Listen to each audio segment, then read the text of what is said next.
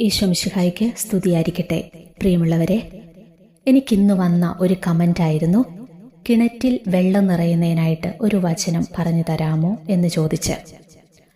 ഇനി വേനൽക്കാലമൊക്കെയാണ് വരാൻ പോകുന്നത്. വെള്ളമില്ലാതെ കഷ്ടപ്പെടുന്ന അനേകര് നമ്മുടെ ചുറ്റുമുണ്ട്. പലരും കിണറുകൾ കുഴിക്കാനൊക്കെ പദ്ധതി ഇടുന്നവരായിരിക്കും. ഈ അവസരത്തിൽ ശുദ്ധജലത്തിൻ്റെ അഭാവം നേരിടുന്ന എല്ലാവരും വചനാധിഷ്ഠിതമായ പ്രാർത്ഥനകൾ ചൊല്ലി ദൈവത്തിൻ്റെ ഇടപെടലിനു വേണ്ടി കാത്തിരിക്കുക. വീട് പണിയാനൊക്കെ വേണ്ടി സ്ഥലം വാങ്ങി കിണർ കുഴിക്കാനൊക്കെയായിട്ട് തയ്യാറെടുക്കുമ്പോഴാണ് അറിയുന്നത് കിണറ്റിൽ വെള്ളം കിട്ടില്ല എന്ന്.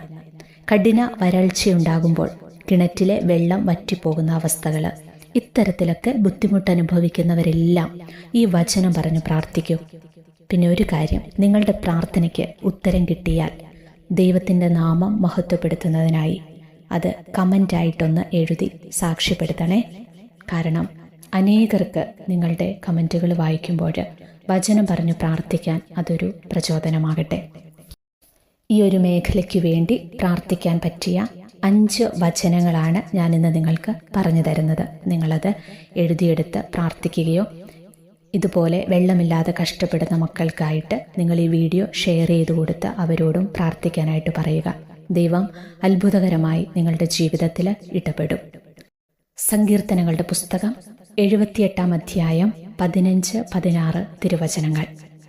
അവിടുന്ന് മരുഭൂമിയിൽ പാറ പിളർന്നു, അവർക്ക് കുടിക്കാൻ ആഴത്തിൽ നിന്ന് സമൃദ്ധമായി ജലം നൽകി. പാറയിൽ നിന്ന് അവിടുന്ന് നീർച്ചാലൊഴുക്കി, ജലം നദി പോലെ ഒഴുകി. അടുത്ത വചനം സംഗീത പുസ്തകം 21-ാം അധ്യായം 17-18 തിരുവചനങ്ങൾ. ഇസ്രായേൽ അവിടെ വെച്ച് ഈ ഗാനം പാടി, കിണറെ നിറഞ്ഞു കവിയുക, അതിനെ കീർത്തിച്ചു പാടുവിൻ. പ്രഭുക്കന്മാർ കുഴിച്ച കിണർ, ചെങ്കോലും ദണ്ഡകളും കൊണ്ട് ജനനേതാക്കൾ കുത്തിയ കിണർ. അടുത്ത വചനം ഏശയ്യായുടെ പുസ്തകം 12-ാം അധ്യായം 3-ാം തിരുവചനം.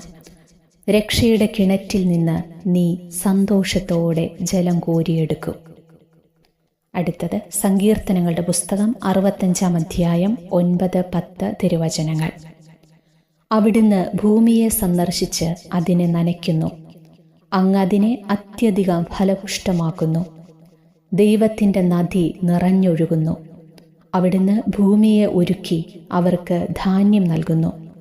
അവിടുന്ന് അതിൻ്റെ ഉഴവുചാലുകളെ സമൃദ്ധമായി നനയ്ക്കുന്നു. കട്ടയുരച്ചു നിരത്തുകയും മഴ വർഷിച്ച് അതിനെ കുതിർക്കുകയും ചെയ്യുന്നു. അവിടുന്ന് അതിൻ്റെ മുളകളെ അനുഗ്രഹിക്കുന്നു. അടുത്ത വചനം വെളിപാടിൻ്റെ പുസ്തകം 14-ാം അധ്യായം 7-ാം തിരുവചനം. ആകാശത്തെയും ഭൂമിയെയും സമുദ്രത്തെയും നീരുറവകളെയും സൃഷ്ടിച്ചവനെ ആരാധിക്കുവിൻ. ഇതിലെ നിങ്ങളെ സ്പർശിച്ച ഏതെങ്കിലും 1-2 വചനങ്ങൾ നിങ്ങൾ ദിവസത്തിൽ പല ആവർത്തി ഏറ്റുപറഞ്ഞ് പ്രാർത്ഥിക്കുക. കഠിന വരൾച്ചയുടെ സമയത്തൊക്കെ വെള്ളം വറ്റിപ്പോകുന്ന അവസ്ഥയൊക്കെയുള്ള കിണറിൻ്റെ സമീപത്ത് പോയി നിന്നും നിങ്ങൾക്ക് ഈ വചനം പറഞ്ഞ് പ്രാർത്ഥിക്കാവുന്നതാണ്. എന്നെ കേട്ടുകൊണ്ടിരിക്കുന്ന എല്ലാവർക്കും തന്നെ വചനക്കൊന്ത എങ്ങനെയാണ് ചൊല്ലേണ്ടതെന്ന് അറിയായിരിക്കും. ഞാൻ ഒരുപാട് വചനക്കൊന്തയുടെ വീഡിയോകൾ ഇട്ടിട്ടുള്ളതാണ്. നിങ്ങൾക്ക് വചനക്കൊന്തയുടെ രൂപത്തിൽ പ്രാർത്ഥിക്കാൻ പറ്റുന്നവർ അപ്രകാരം ഈ 5 വചനങ്ങളും ഏറ്റുപറഞ്ഞ് പ്രാർത്ഥിക്കുക. അല്ല എന്നുണ്ടെങ്കിൽ ഞാൻ ഈ പറഞ്ഞ പ്രകാരം ഇതിലെ 1, 2, 3 വചനങ്ങൾ നിങ്ങളെ സ്പർശിച്ച വചനങ്ങൾ നിങ്ങൾ എഴുതിയെടുത്ത് ഇടയ്ക്കിടയ്ക്ക് ഈ വചനങ്ങൾ ഏറ്റുപറഞ്ഞുരുവിട്ട് പ്രാർത്ഥിക്കുക. കിണറിൻ്റെ സമീപത്ത് പോയി നിന്ന് പ്രാർത്ഥിക്കാൻ പറ്റുന്നവർ അങ്ങനെ അവിടെ പോയി നിന്ന് ഈ വചനം പറഞ്ഞ് പ്രാർത്ഥിക്കുക.